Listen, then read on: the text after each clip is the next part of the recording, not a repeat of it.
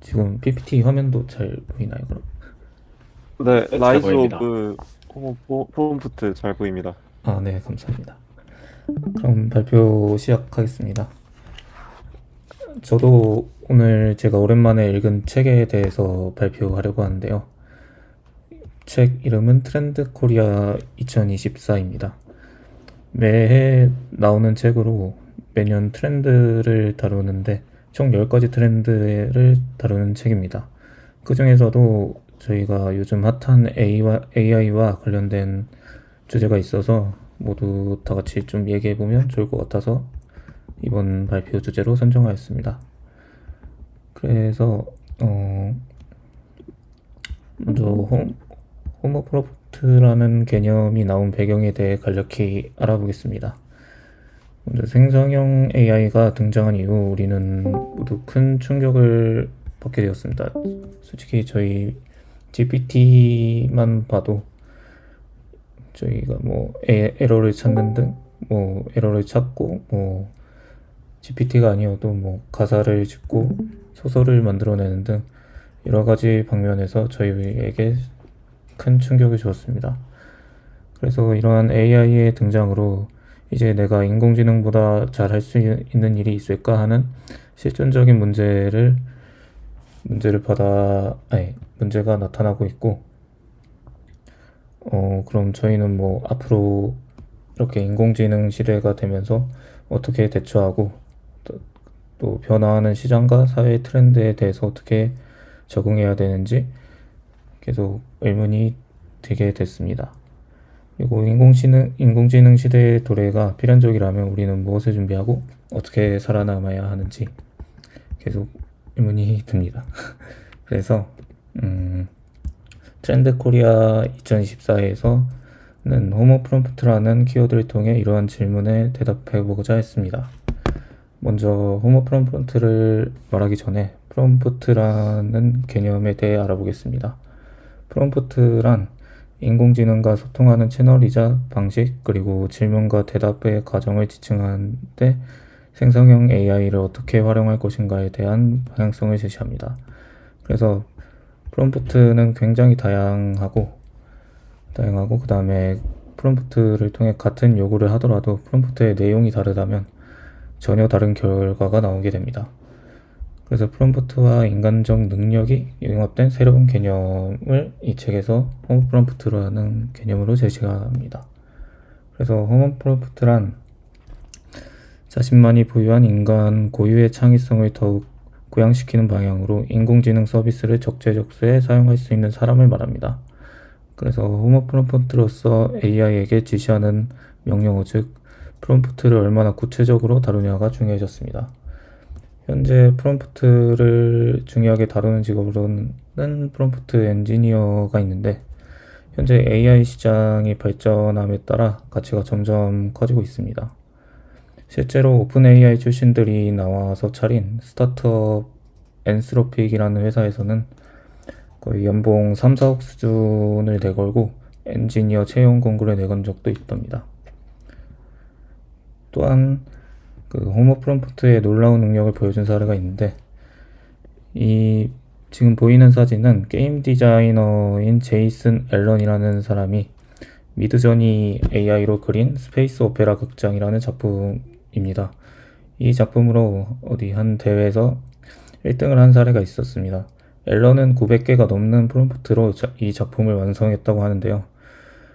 그림으로 거의 비유를 하자면 앨런은 인공지능이라는 캔버스에 900개가 넘는 물감을 통해 이러한 작품을 만들어냈다는 것이죠. 그래서 이에 대해 창작 및 예술계에서는 이것은 인간의 창작물이 아닌 기계의 창작물이므로 작품으로 인정하지 말아야 된다는 주장도 있지만, 프롬프트를 통해 결과물을 만들어내기까지의 과정은 사람 자신만의 창작물이라는 주장도 있었습니다. 그래서 여기서 기억해야 할 점은, 이렇게 인공지능 시대의 파도에 휩쓸리지 않기 위해서는 엔지니어 수준 아니더라도 프롬프트에 대한 이해는 확실히 필요하다는 점입니다. 그리고 생성형 AI의 경제적 영향으로는 기존 서비스를 고도화하고 생산성을 높여줄 것으로 보입니다. 기존 유통, 여행, 금융 등 다양한 영역에서 인공지능을 활용하여 업무를 효율적으로 처리할 수 있을 것입니다. 그래서 이제는 AI가 이제 버티컬 서비스를 제공한다고 말할 수 있습니다. 원래 버티컬 서비스라는 말은 주로 홈쇼핑 같은 데서 많이 나오는데, 여러 상품을 종합적으로 판매하기보다는 특정 카테고리 상품만을 전문적으로 판매하는 형태를 말합니다. 현재 예시를 들면 여행 카테고리에 AI를 접목시켜서 사용자가 해당 카테고리를 이용하면 그동안의 여행 선호도, 현재 여행지 상황, 항공권 가격 등을 고려해 AI가 최적의 상품을 추천하는 방식으로 나타나고 있습니다. 그 외에도 저희가 리튼을 통해서 GPT-4를 무료로 이용하는 경우도 있고, 자소서를 생성해 준다거나 그러한 특정 분야에서 AI가 계속 접목되고 있습니다. 그러면 우리는 이렇게 빠르게 발전하는 AI 시대에서 어떻게 대처해야 되느냐? 일단 결론부터 말하면 생성형 AI 시대를 주도하려면 인간의 사색과 해석력, 즉 인간적인 능력이 해답이 될 수 있습니다. 왜 인간적 능력이 해답이 될 수 있냐면 화면에 있는 세 가지 키워드를 통해 알아볼 수 있습니다.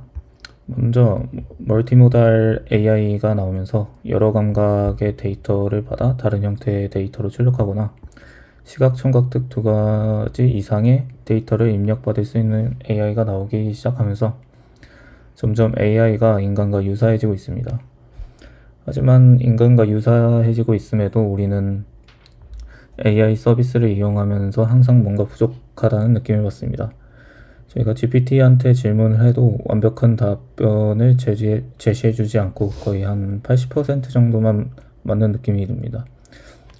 그래서 지금 실제로 보고 계신 PPT도 지금 감마라는 AI 툴로 만들었는데, 실제로 PPT를 만들면서 뭔가 좀 완벽하게는 만들기가 어렵습니다. 그 이유 중 하나로는 아직 데이터가 부족하거나 자기가 가지고 있는 데이터와 프롬프트의 요구사항이 연관이 많이 없다거나 그런 것도 있지만, 보통 할루시네이션이라는 현상 때문입니다. 간단히 말하면 GPT나 AI도 거짓말을 한다는 점입니다.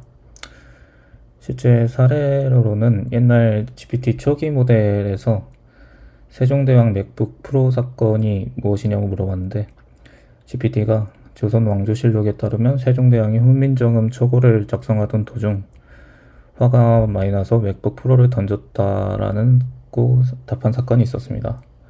이처럼 아직 AI에게도 허점이 존재한다는 걸 알 수 있습니다. 또한 연세대 이준기 교수님에 따르면 창의력에는 세 가지 종류가 있는데, 기존에 있는 것을 조합하는 창의력, 잘 성립된 구조를 바탕으로 그 경계에서 새로운 아이디어를 만드는 탐구적 창의력, 그 다음에 완전히 새로운 구조를 만드는 변화적 창의력이 있다고 합니다.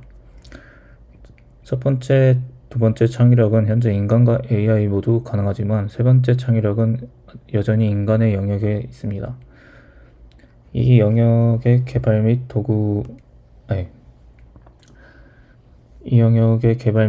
연구를 통해 인공지능을 자유자재로 다룰 수 있는 인재가 진정한 호모 프롬프트가 될 것입니다.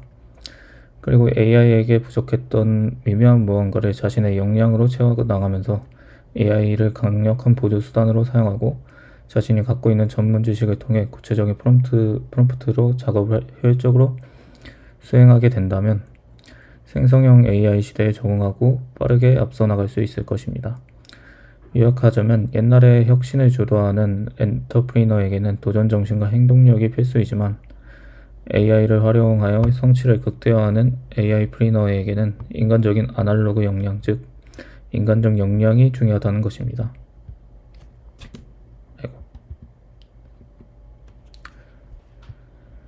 미래의 전망으로는 생성형 AI 기술은 미래의 다양한 분야에서 혁신적인 변화를 가져올 것으로 예상됩니다.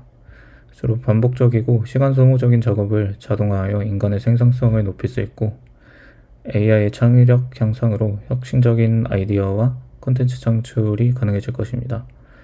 또한 개인의 선호한 니즈에 맞는 맞춤형 서비스가 제공될 것이며 여러 가지 맞춤 서비스가 발표될 것 같습니다.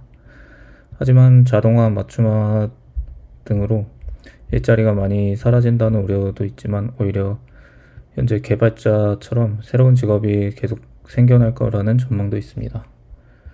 마지막으로 정리하자면 인공지능은 인간이 자기 자신을 넘어서는 도구가 되어야 합니다. 인공지능의 기술적 결과물에 매몰되지 않고 스스로를 넘어설 수 있는 메타인지 능력을 갖춘 인간만이 생성형 AI 시대를 주도할 수 있을 것입니다. 인공지능이란 강력한 도구로 자신을 성찰하고 변화적 창의력을 키우면서 새로운 영역을 개발하기 위해 노력해야 합니다. 이러한 과정에서 인간적인 능력과 프롬프트를 과감히 발휘하는 호모 프롬프트로서 역할이 계속 중요해질 것으로 예상됩니다. 이상 발표 마치겠습니다. 감사합니다.